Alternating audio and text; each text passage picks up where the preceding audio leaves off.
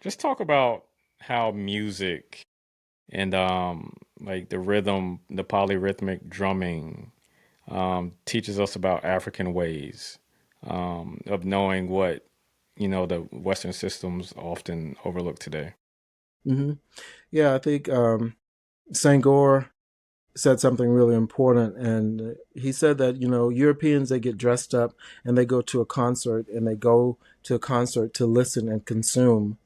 In an African culture, you go to a concert to be a part of the concert.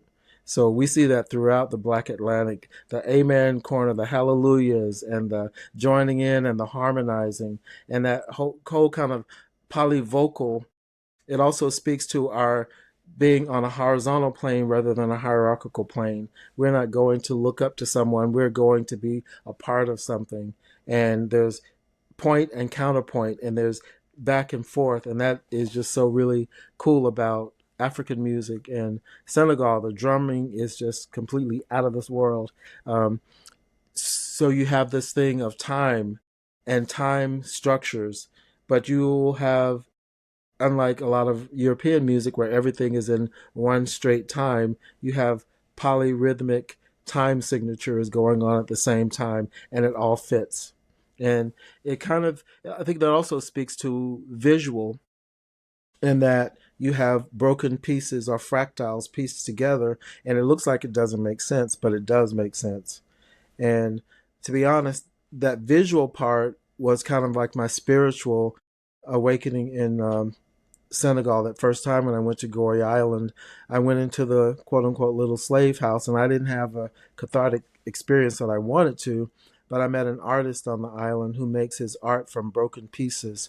Hmm. And once I bought the art, went off in my head, and it said, "You think your life is broken. Your life is not broken. Your job is to take all those broken pieces and to make your life a work of art." And so I think that speaks throughout the Black Atlantic, whether you're talking about rhythms, whether you're talking about culture, whether you're talking about spirituality. It's amazing to be in a lot of places around Africa. You don't have the separation of religions. It's just, okay, you're Muslim, okay, you're animist, okay, you're Catholic, and we get along. But most of the divisions have been manufactured by, you know, corporate or European or American powers. So all of those broken fractals pieced together to make something whole. I think about that with the rhythms also. They're broken, but it just makes sense. pushplaypods.com.